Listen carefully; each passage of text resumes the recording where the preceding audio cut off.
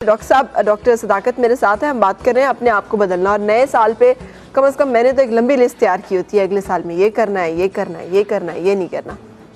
ये जो new year resolution जिनको हम कहते हैं, ये सभी लोग दुनिया में करते हैं, लेकिन वक्त एक्चुअली तो चलता रहता है। हाँ जी। जिसे हम नया साल कहते हैं वो कंटिन्यूटी है वक्त की, वही है। और ये जो एकदम के फलां तारीख से हम ये करेंगे, ये अगर प्लान्ड हो नए साल के हवाले से नहीं, वैसे मुख्तलिफ कामों के लिए, जैसे आपने अगर सिगरेट नोशी को तर्क करना है, ठीक है, तो आप पहले 40 दिन रख लें इसकी तैयारी करने के लिए कि सिगरेट नोशी तैयारी उसमें बहुत ज़्यादा करने की ज़रूरत होगी, क्योंकि अगर आप विल पावर के ज़ोर पर सिगरेट नहीं पिएंगे और एक आध दिन नहीं पिएंगे तो आपको लगेगा कि बड़ा कारनामा हो गया, लेकिन अगले दिन आपको नानी याद आ जाएगी। हाँ। फिर चिड़चिड़ापन, फिर वो सब कुछ, और वापस सिगरेट जब पीने लगेंगे तो बड़ी ख़राबी होगी, क्योंकि आपको लगेगा कि आप कामयाब नहीं हो सकते, आप नाकाम हैं। अगर आप सिगरेट नहीं छोड़ सकते तो आप और भी बहुत से काम नहीं कर सकते। इस तरह की सोचें आने लगती हैं, शेम फील होने लगती है, नदामत होने लगती है।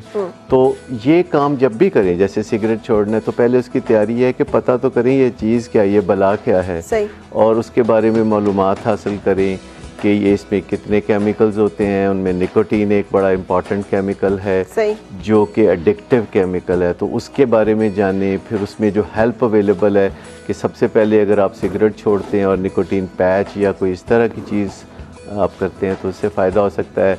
फिर ऐसे लोग तलाश करें जिन्होंने सिगरेट छोड़ा हो। ठीक है, सबसे पहली बात है कि ऐसे लोग तलाश करें दाएं बाएं, और उन लोगों से जाके मिलें, उनसे पूछें कि ऐसा कैसे होता है। फिर किसी डॉक्टर के पास जाएं, काउंसलर के पास जाएं। तो ये तैयारी के जो दिन हैं, ठीक है, जो सिगरेट नोशी के लिए मैं 40 बता रहा हूँ, वजन मतलब कम आपके करना ख्याल में वो जो हम कहते हैं कल से ये हमने नहीं करना, नहीं, अभी से। अच्छा, अभी से। बाज़ औक़ात तो हम इतने बहादुर बनते हैं कि हम पिछली खराबियों को दूर करने चल पड़ते हैं, माजी की खराबियों को दूर करने चल पड़ते हैं, फिर पंडोरा बॉक्स खुल जाता है। आपके हाल में ये गलत अप्रोच है? ये बहुत ही गलत अप्रोच है।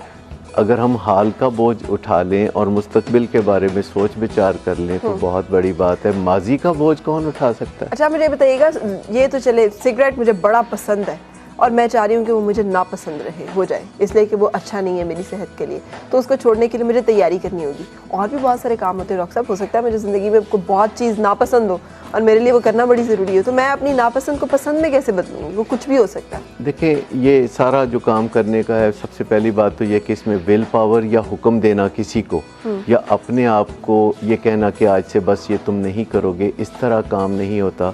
जो चीज़ आपको पसंद है और आपने अब उसे नापसंद करना है, तो ये काफ़ी लंबा सफ़र है। क्योंकि जो चीज़ हमें पसंद होती है, यानी हमें आदत होती है या कोई इल्लत होती है, या जिस चीज़ में हम बहुत डीपली बिलीव करते हैं, कोई अकीदा है ऐसा जिसको हमने पत्थर की लकीर की तरह अपने दिल पे बना लिया हुआ है, तो ऐसी चीज़ों को बदलने के लिए हमें एक तरीके से लंबे प्रोसेस में से गुजरना पड़ेगा। हमें ये जानना पड़ेगा कि ये जो आदतें होती हैं और अकीदे होते हैं, इनके एक मेंटल मैप्स होते हैं, ज़हन में नक्शे से बन जाते हैं। अच्छा। जैसे आप अपने घर से निकलते हैं, दफ्तर तक आते हैं, तो ये जो रास्ता है जिसमें आप ड्राइविंग करते हुए आते हैं, तो ये ड्राइविंग करना आपको सबसे ज़्यादा आसान लगता है, आपको सोचना भी नहीं पड़ता। जैसे गाड़ी ड्राइव करते हैं, इसके भी मेंटल मैप्स होते हैं, आपको पता नहीं होता कि आप ब्रेक पे पाँव रख रहे हैं या एक्सीलेटर पे, खुद ब खुद ठीक होता चला जाता है। सही। ये आदतें भी इसी तरह होती हैं और इल्लतें भी ऐसी होती हैं। आदतें और इल्लतें, आप दो लफ्ज़ यूज़ कर रहे हैं, दोनों का मतलब एक ही है? नहीं, दोनों का मतलब अगर एक होता तो मैं दो कहता ही ना। अच्छा, क्योंकि क्या फ़र्क है? आदतें वो चीज़ें होती हैं जिनके मेंटल मैप्स होते हैं और ये बस इसका फ़ायदा होता है, और इसके पीछे कुदरती असूलों के साथ यकसानियत होती है। आपकी पुश्तपनाही में कुदरती असूल चल रहे होते हैं साथ साथ। ठीक है। तो इस तरह आदतें होती हैं जिनके सिर्फ फ़ायदे होते हैं। ठीक है। ये वो चीज़ें हैं जो कि आप करना चाहते हैं, आप करना जानते हैं, आप करते हैं तो हर दफ़ा फ़ायदा होता है, मेंटल मैप्स पुख्ता होते चले जाते हैं। इल्लतें भी मेंटल मैप्स रखती हैं, लेकिन इनके पीछे वसवसे होते हैं, इनके पीछे खौफ होता है, ये कुदरती असूलों के ख़िलाफ़ चलने वाली बात होती है, इनके पीछे द्योमालाई कहानियाँ होती हैं, इनमें सुनी सुनाई बातें होती हैं। क्या क्या चीज़ें इल्लतों में आ सकती हैं?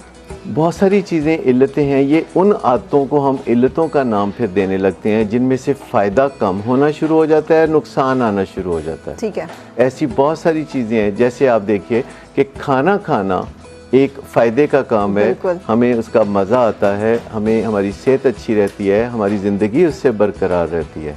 तो ये एक आदत है हम सब लोगों को। लेकिन अगर हम बहुत ज़्यादा खाना लगें, हमें मज़ा आता है, जब भी निवाला मुंह में रखे मज़ा आता है, तो हम कहते हैं कि ये तो कोई अच्छा काम है जिसमें मज़ा आता है। तो अगर अभी मज़ा आता है तो आज ही तो हमारा वज़न नहीं बढ़ जाएगा, ये एक बड़ा मसला है। क्योंकि जो हमें किसी चीज़ का मज़ा आता है अभी और नुकसान होगा कल, तो हम सोचते हैं कल किसने देखा है, कल के बारे में हम सोचते ही नहीं है। ज़्यादातर हम माजी के बारे में या अभी हेयर एंड नाउ की बात करते हैं। जैसे कोई घूंट जो शराब के किसी के गले से उतरते हैं तो उसके फ़ौरन बाद क्या होता है। सही। ये चीज़ जो है उसको फंसाए रखती है इस चुंगल में। सही। लेकिन इन दी लॉन्ग रन क्या होता है, ये चीज़ें जो हैं फिर सीखनी पड़ती हैं। ये जो मेंटल मैप्स बने होते हैं, कॉज एंड इफेक्ट, बटन दबाया रोशनी हो गई। So, अगर आपने अपनी डिसलाइक को लाइक में बदलना है, अपनी नापसंद को पसंद में बदलना है और अपनी पसंद को जो आप समझते हैं कि अच्छा नहीं है, और हर इंसान के अंदर बहुत सारी ऐसी बातें होती हैं जिसके बारे में उसे खुद पता होता है कि अच्छा नहीं है, ठीक नहीं है,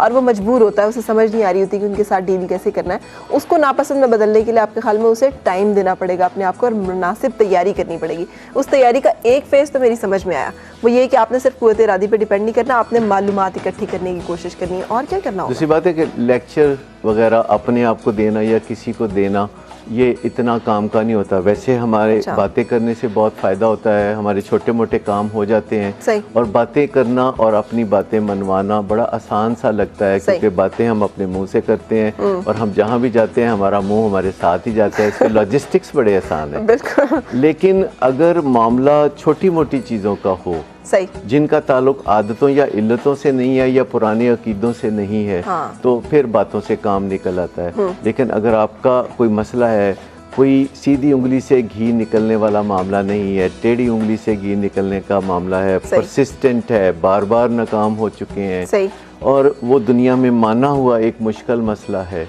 तो फिर अपने मुंह को थोड़ा रेस्ट देना पड़ेगा। बिल्कुल सही। सबसे पहले कि वो जो एकदम जो हुक्म फरमा देना होता है या अपने आप को कह देना होता है या बुरा भला कहना होता है कि तुम ऐसा क्यों नहीं कर सकते, तो मैं समझता हूँ कि फिर ये जो बातों से काम नहीं निकलता, तो बातों को अलग रख देना चाहिए और आगे के मंसूबों पे काम करना चाहिए। बिल्कुल सही। मेरे साथ एक कॉलर भी है। अस्सलाम वालेकुम। अस्सलाम वालेकुम। हेलो, अस्सलाम वालेकुम। क्या हाल है आपका? हेलो, अस्सलाम वालेकुम। वालेकुम अस्सलाम। क्या हाल है आपका? फराती, कैसी हैं आप? मैं बिल्कुल ठीक हूँ, आप ठीक है? जी नहीं, आपने जितना हल्का जी का है उसका मतलब ये होता है कि नहीं। क्या हुआ? जी, मेरी उम्र 23 साल है ना। अच्छा। और 2 साल से जो है मेरा एक मसला है कि अजीब से ख्यालात जहन में आते हैं। मसलन क्या ख्याल आता है?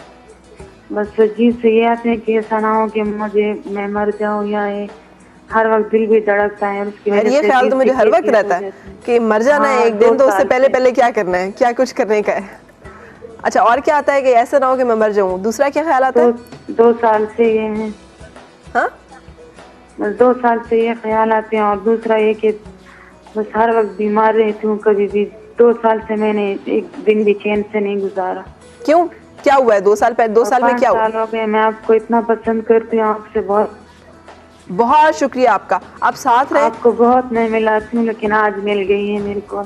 चले, थैंक यू सो मच। आपकी आवाज़ से ही लग रहा है कि आप खासी परेशान है और खासी उदास है। मैं आपको एक बात बता दूं, इस फेज़ में से निकले जहाँ पे आपने अपने ऊपर तारीख किया हुआ है कि पता नहीं क्या हो गया है, कुछ भी ऐसा नहीं हुआ जो कि आपके साथ ज़िंदगी में या दुनिया में पहली दफ़ा हुआ हो। ये दुनिया में हमेशा सब कुछ होता चला है। और बाकी बातें जो डॉक्टर सदाकत आपके साथ।